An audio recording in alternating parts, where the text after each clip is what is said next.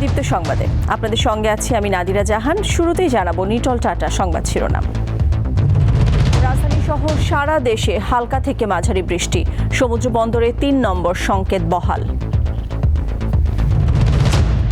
কাতারে হামাস প্রধান ইসমাইল হানিয়ার মরদেহ দোহার লুসাইল এলাকায় দাফন। হার দিয়ে টেনিসকে বিদায় জানালেন অ্যান্ডি মারে, অলিম্পিকে থেমে গেলেন কোয়ার্টারে।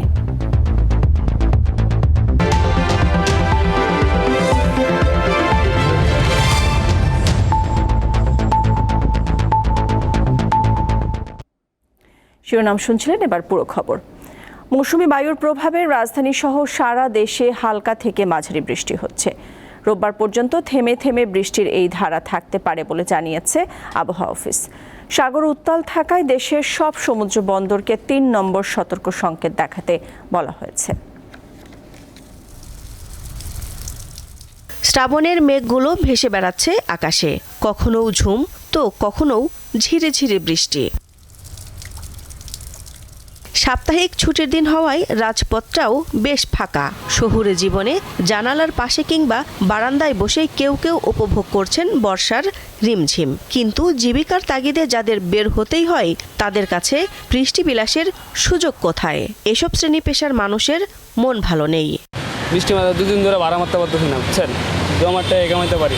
আসলে বৃষ্টির কারণে আমরা তো ঠিকমতো গাড়িতে ওঠা নামা, তারপরে আপনাদের অফিসে যাওয়া আসা সব কিছু মিলিয়ে একটা দুর্ভোগের মধ্যে আছি আর কি। আমরা তো গরিব মানুষ, কর্ম করে খাই, তাই বাইরে এসেছি, কিছু করার নাই। পকেটের কথা কি বলবো, একদমই শূন্য। এই জন্য বৃষ্টি সত্ত্বেও বাসা থেকে বের হয়েছে আর কি। না ঘরটি না বেরোলে তো ঘরে ভাত পাবো না। ঢাকার আবহাওয়া অফিস জানায় মৌসুমি বায়ুর সক্রিয় প্রভাবে সারা দেশে এমন বৃষ্টি হচ্ছে। খুলনা, বরিশাল এবং চট্টগ্রাম বিভাগে ব্যাপক বৃষ্টিপাত সংঘটিত হতে পারে যদি মৌসুমি বায়ু সক্রিয় থাকে। এই কারণে আমরা বলেছি সকল সমুদ্র বন্দর সমূহকে 3 নম্বর স্থানীয় সতর্কতা সংকেত দেখিয়ে যেতে বলেছি। আগামীকাল সকাল থেকে 4 তারিখ সন্ধ্যা পর্যন্ত বৃষ্টিপাতের তীব্রতা অনেকটাই কম থাকবে, কিন্তু 5 তারিখ থেকে আবার বৃষ্টিপাতের তীব্রতা বৃদ্ধি পেতে পারে। ভারী থেকে অতি ভারী বৃষ্টির ফলে চট্টগ্রামে পাহাড় ধসের সতর্কতা জানান এ আবহাওয়াবিদ। এই অতি ভারী বৃষ্টিপাতের কারণে চট্টগ্রামের পাহাড়ি এলাকায় ভূমিধসের সম্ভাবনা রয়েছে এবং কখনো কখনো যদি স্থানীয়ভাবে বজ্রমেঘ তৈরি হয়, এই বৃষ্টিপাতের সাথে বজ্রপাতেরও সম্ভাবনা থাকে। উত্তর বঙ্গোপসাগরে অবস্থানরত মাছ ধরার নৌকা ও ট্রলারসমূহকে পরবর্তী নির্দেশ না দেওয়া পর্যন্ত উপকূলের কাছাকাছি থেকে সাবধানে চলাচল করতে বলা হয়েছে। দিলশা দানি, দীপ্ত সংবাদ, ঢাকা। টানা বৃষ্টিতে পাহাড় ধসের শঙ্কা দেখা দিয়েছে পার্বত্য অঞ্চলে। এরই মধ্যে খাগড়াছড়িতে কয়েক দফায় পাহাড় ধসের ঘটনা ঘটেছে। সতর্কতা জারি করা হয়েছে চট্টগ্রাম ও কক্সবাজারে। সড়ক তলিয়ে যাওয়ায় বন্ধ রয়েছে লামা আলী কদম সড়কে যান চলাচল। টানা 2 দিনের ভারী বৃষ্টিতে খাগড়াছড়ি সদরের কলাবাগান এলাকায় শুক্রবার সকালে পাহাড় ধসের ঘটনা ঘটেছে, কিন্তু এতে বড় ধরনের কোনো ক্ষয়ক্ষতি হয়নি। এর আগে শনিবার বিকেলে জেলা প্রশাসনের সহকারী কমিশনারের বাসভবনের সীমানা প্রাচীর ধসে পড়ে। এছাড়া পৌর এলাকার অভ্যন্তরে অন্তত 200 পরিবার পাহাড় ধসের ঝুঁকিতে রয়েছে। টানা 3 দিনের বর্ষণ ও পাহাড়ি ঢলে কক্সবাজারের অন্তত 3 শতাধিক গ্রাম প্লাবিত হয়েছে। পাহাড় ধস ও পানির স্রোতে ব্যাপক ক্ষয়ক্ষতির আশঙ্কায় প্রস্তুতি নিয়েছে স্থানীয় প্রশাসন। এরই মধ্যে কক্সবাজার শহর এবং আশপাশের এলাকায় পাহাড়ে বসবাসরতদের নিরাপদ স্থানে সরে যেতে মাইকিং করা হয়েছে। বান্দরবানে অব্যাহত ভারী বর্ষণ ও পাহাড়ি ঢলে আবারও বৃদ্ধি পেয়েছে সাঙ্গু ও মাতামহুরি নদীর পানি। ভারী বৃষ্টি অব্যাহত থাকলে বন্যার আশঙ্কা করছেন স্থানীয়রা। এরই মধ্যে জেলা সদর, রুমা, থানচি, লামা, আলীকদম ও নাইক্ষ্যংছড়িতে প্লাবিত হয়েছে অনেক নিম্নাঞ্চল। অতিবৃষ্টির কারণে চট্টগ্রামেও বাড়ছে পাহাড় ধসের সংখ্যা। গেল 15 বছরে পাহাড় ধসে অন্তত 3 শতাধিক মানুষের মৃত্যু হয়েছে। অন্যদিকে 30টি ঝুঁকিপূর্ণ পাহাড়ে অবৈধ বসবাসকারীর সংখ্যা 10 লাখের বেশি। কামরুন নাহার, দীপ্ত, বার্তাকক্ষ। জলাবদ্ধতা যেন গলার কাটা হয়ে দাঁড়িয়েছে রাজধানীবাসীর। নগর পরিকল্পনাবিদরা বলছেন এর কারণ নগরীর 2 সিটি কর্পোরেশনেরই জানা। কিভাবে এর সমাধান করতে হবে সেটিও চিহ্নিত করা হয়েছে। তবে নিবিড় তদারকি এবং সমন্বিত পদক্ষেপ গ্রহণে তাদের অবহেলা রয়েছে। আদর্শ নগরের তকমা পাওয়া তো দূরের কথা, বাসযোগ্য শহরের তালিকার তলানিতে ঢাকার অবস্থান। আর কয়েক ঘন্টা বৃষ্টির ভয়াবহ জলাবদ্ধতার ঘটনায় বলে দিচ্ছে বসবাসে কতটা উপযুক্ত এই নগরী।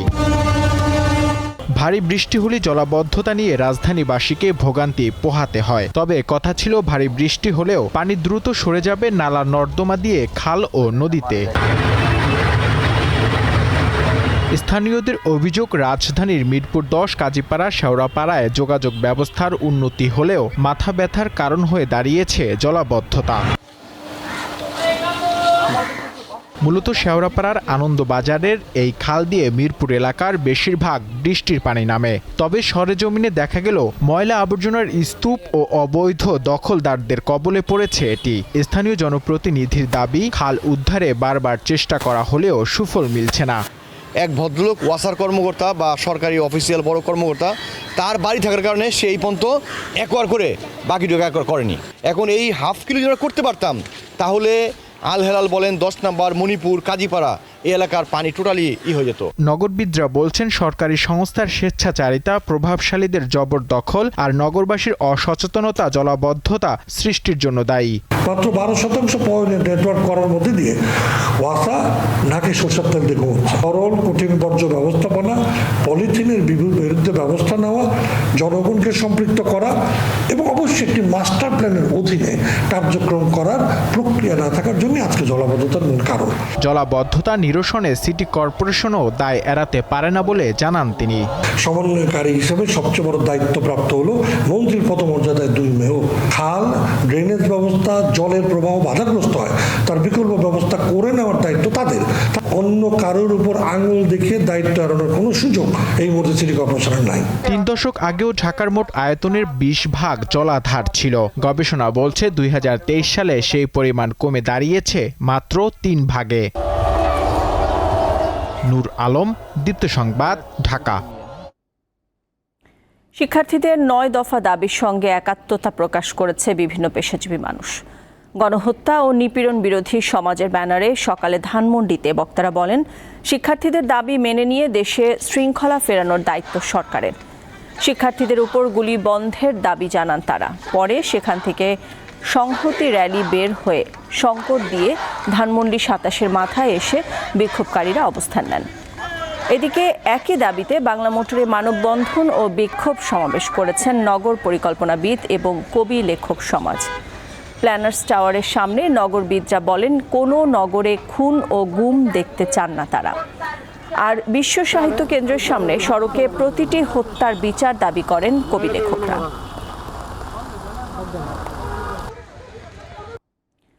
কোটা আন্দোলনে সহিংসতার ঘটনায় প্রতিটি হত্যাকাণ্ডের বিচার হবে।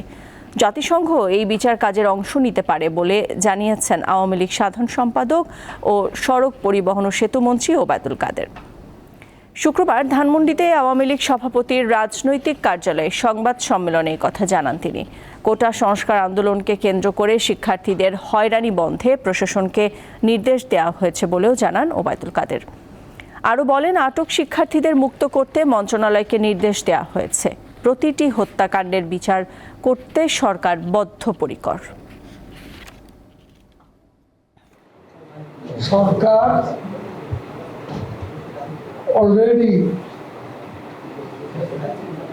বিচার বিভাগীয় তদন্ত কমিশন, জাতিসংঘ সহ আগ্রহ প্রকাশ করি, আমরা তাদেরকেও স্বাগত জানিয়েছি। তদন্ত কাজে তারাও অংশ নিতে পারে। এখন কে অপরাধী কে অপরাধী নয়, প্রতিটি হত্যাকাণ্ডের তদন্ত করতে আমরা বদ্ধপরিকর। হত্যার বিচার, মামলা প্রত্যাহার ও হল ক্যাম্পাস খুলে দেওয়া সহ 9 দফা দাবিতে ব্যতিক্রমী নানা কর্মসূচি পালন করছে বৈষম্য বিরোধী ছাত্র আন্দোলন। এর মধ্যে অন্যতম গ্রাফিতি ও দেয়াল লিখন। দাবি আদায়ে গত রবিবার সারা দেশে গ্রাফিতি ও দেয়াল লিখন কর্মসূচি পালন করে বৈষম্য বিরোধী ছাত্র আন্দোলন। বাংলাদেশ প্রকৌশলী বিশ্ববিদ্যালয়, বুয়েট, ঢাকা বিশ্ববিদ্যালয়, জাহাঙ্গীরনগর বিশ্ববিদ্যালয়, শাহজালাল বিজ্ঞান ও প্রযুক্তি বিশ্ববিদ্যালয় সহ বিভিন্ন ক্যাম্পাসে এই কর্মসূচি পালন করা হয়। প্রতিবাদী এসব অঙ্কনের ছবি সামাজিক যোগাযোগ মাধ্যমে ছড়িয়ে পড়ে। শিক্ষার্থীরা জানান, যখন কোথাও দাঁড়ানো যায় না বা কথা বলা যায় না, তখন এই দেয়াল লিখনই প্রতিবাদের ভাষা হয়ে ওঠে, যা অন্যদের অনুপ্রেরণা যোগায়। আমি কথা বলবো, আমি রাস্তায় নামবো, আরেকজন চিত্রাঙ্কন করবেন, এটা যদি মুছে না দেওয়া হয়, আজ থেকে 20 বছর পর যে এই বিশ্ববিদ্যালয়ে আসবে, এই রাস্তায় আসবে, সেই ইতিহাসটা জানতে পারবে, এই ইতিহাস সংরক্ষিত থাকবে। জাহাঙ্গীরনগর বিশ্ববিদ্যালয়েও গ্রাফিতি এঁকে প্রতিবাদ জানান শিক্ষার্থীরা। তারা বলেন, দমন পীড়ন চালিয়ে শিক্ষার্থীদের দমিয়ে দেওয়া যাবে না। যে শিক্ষার্থীদের হত্যা করা হয়েছে, জনতাকে হত্যা করা হয়েছে, নির্বিচারে গুম করা হচ্ছে, নির্বিচারে তাদেরকে গ্রেফতার করা হচ্ছে, এই সকল কিছুর প্রতিবাদে আমরা বিশ্ববিদ্যালয়ের শিক্ষার্থীরা বিশ্ববিদ্যালয়ের গ্রাফিতি দেয়াল চিত্র অঙ্কন করছিলাম। সেই গ্রাফিতিগুলো মুছে দেওয়ার চেষ্টা করা হয়েছে এবং আমরা বলতে চাই যে আসলে গ্রাফিতিগুলি মুছে দিয়ে বা বিভিন্ন জায়গায় আমাদেরকে দমন করে, নিপীড়ন করে আসলে এই আন্দোলন ঠেকানো সম্ভব নয় এবং একটি দেয়াল মুছে দিলে আমরা আরও অসংখ্য দেয়ালে এই গ্রাফিতি আঁকবো। গ্রাফিতি এঁকে প্রতিবাদ জানিয়েছেন বরিশাল ও খুলনা বিশ্ববিদ্যালয়ের শিক্ষার্থীরাও। ফেনী শহরের বিভিন্ন দেয়ালেও দেখা যায় নানা স্লোগানের গ্রাফিতি। দিলশা দানি, দীপ্ত সংবাদ, ঢাকা। আন্তর্জাতিক প্রসঙ্গ। হামাসের শীর্ষ নেতা ইসমাইল হানিয়ার মরদেহ কাতারের দোহায় পৌঁছেছে। স্থানীয় সময় শুক্রবার দোহায় তার দ্বিতীয় জানাজা অনুষ্ঠিত হবে। এরপর দোহার লুসাইল এলাকায় সমাহিত হবেন হামাসের প্রভাবশালী নেতা। এর আগে ইরানের রাজধানীতে হত্যাকাণ্ডের শিকার ফিলিস্তিনি গোষ্ঠী হামাসের এর শীর্ষ নেতার শেষকৃত্য হয়। তেহরান বিশ্ববিদ্যালয়ে তার জানাজায় ইমামতি করেন ইরানের সর্বোচ্চ ধর্মীয় নেতা আয়াতুল্লাহ আলী খামেনি। হানিয়ার মৃত্যুতে আজ শোক পালন করছে তুরস্ক ও পাকিস্তান। যুক্তরাষ্ট্রের সংবাদ মাধ্যম নিউ ইয়র্ক টাইমসের প্রতিবেদনে দাবি করা হয়, হানিয়া 2 মাস আগে উচ্চ ক্ষমতা সম্পন্ন পুঁতে রাখা বোমার বিস্ফোরণে প্রাণ হারিয়েছেন। খেলার খবর। অলিম্পিকের ডালবস থেকে বিদায়ের মধ্য দিয়ে শেষ হয়ে গেল অ্যান্ডি মারের টেনিস ক্যারিয়ার। ব্রিটিশ এই টেনিস আইকন ডাবলসের কোয়ার্টার ফাইনালে হেরেছেন সরাসরি সেটে। ডান ইভান্সকে সঙ্গে নিয়ে যুক্তরাষ্ট্রের টেইলর ফ্রিটস এবং টম পলের বিপক্ষে মারে হেরেছেন 6-2 ও 6-4 গেমে। টেনিসে 3টি গ্র্যান্ড স্ল্যাম জয়ী এই ব্রিটিশ তারকা 2012 লন্ডন অলিম্পিক এবং 2016 সালে রিওতে সোনা জেতেন। সাঁতার ইভেন্টে মেয়েদের দলগত 2x400 মিটার ফ্রি স্টাইল রিলেতে অলিম্পিক রেকর্ড গড়ে সোনা জিতেছে অস্ট্রেলিয়া। সাউথ আফ্রিকার তাতিয়ানা স্মিথকে হারিয়ে নারীদের 200 মিটার ব্রেস্ট স্ট্রোকে সোনা জিতেছেন যুক্তরাষ্ট্রের কেট ডগলাস। সাঁতারে পুরুষদের 200 মিটার ব্যাক স্ট্রোকে হাঙ্গেরিকে প্রথম স্বর্ণ উপহার দেন হাবার্ট কোস।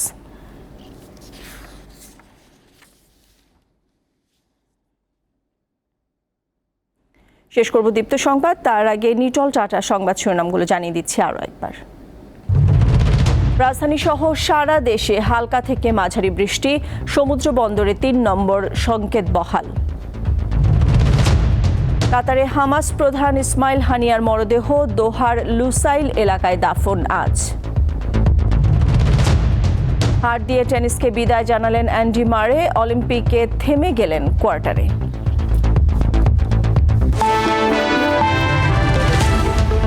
দর্শক, এই ছিল এখনকার মতো। আমাদের পরের সংবাদ বিকেল 5টায় দেখার আমন্ত্রণ রইল। এছাড়া আরও তথ্য বিনোদনের খবরাখবর জানতে চোখ রাখুন দীপ্ত ডিজিটাল প্ল্যাটফর্মগুলোতে। সাথে থাকার জন্য ধন্যবাদ সবাইকে।